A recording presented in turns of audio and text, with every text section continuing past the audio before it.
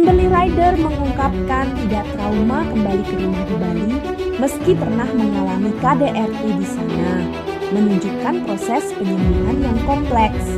Kimberly Ryder, aktris Indonesia yang dikenal luas, mengungkapkan bahwa dirinya tidak merasa trauma untuk kembali ke rumahnya di Bali. Meskipun rumah tersebut menyimpan kenangan pahit terkait kekerasan dalam rumah tangga, KDRT, yang dialaminya bersama mantan suaminya, Edward Akbar, ia merasa nyaman dan tidak mengaitkan memori negatif dengan tempat tinggalnya. Aku nggak trauma sama sekali, tapi kenangan pahit pasti ada, ungkapnya saat bertemu di Jakarta Selatan. Rencana Kimberly untuk kembali ke Bali setelah merayakan Lebaran bersama keluarga di Jakarta menunjukkan bahwa ia berusaha untuk melanjutkan hidupnya. Wanita berusia 31 tahun ini menyatakan, setelah Lebaran sih nggak ada rencana liburan, malah mau balik ke Bali. Kan aku ada rumah di sana. Ini menjadi langkah penting bagi Kimberly untuk menghadapi masa lalunya dengan lebih positif. Namun, pernyataan ini terbilang kontras dengan pengakuan sebelumnya. Pada bulan Oktober 2024, Kimberly mengaku takut bertemu Edward Akbar sendirian karena trauma yang ia alami selama pernikahan mereka. Ia bahkan menetapkan syarat tertentu untuk bertemu dengan anak-anaknya, menunjukkan bahwa meski ia bisa menyelesaikan trauma dari tempat tinggal, dampak dari KDRT masih memengaruhi interaksinya dengan mantan suaminya. Pemulihan emosional setelah KDRT, Kimberly Ryder berusaha untuk tidak membiarkan masa lalunya menghalangi kebahagiaannya.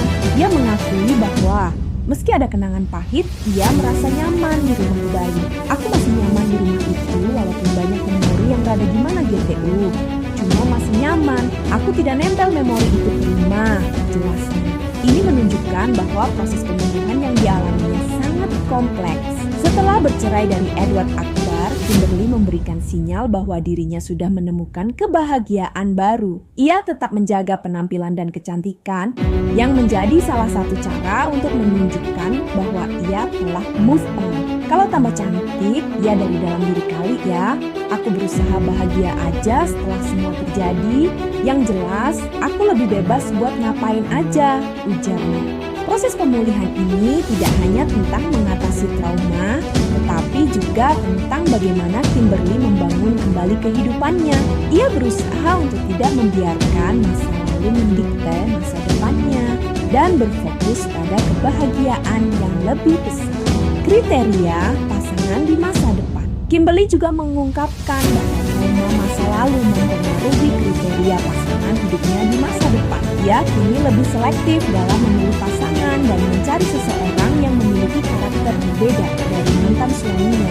Kriteria tersebut mencakup tidak merokok, taat beribadah, mapan, tidak pelit, dan tentunya menyayangi anak-anaknya. Hal ini menunjukkan bahwa pengalaman pahit dalam hidupnya telah membentuk pandangannya terhadap hubungan. Kimberly berusaha untuk tidak mengulangi kesalahan yang sama dan berharap dapat menemukan kebahagiaan yang lebih baik di masa depan. Ia menyadari pentingnya memilih pasangan yang dapat mendukung dan menghargai dirinya serta anak-anaknya. Dengan langkah-langkah yang diambilnya, Kimberly Ryder menunjukkan bahwa ia adalah sosok yang kuat dan berkomitmen untuk memperbaiki kehidupannya. Ini adalah langkah positif menuju masa depan yang lebih cerah.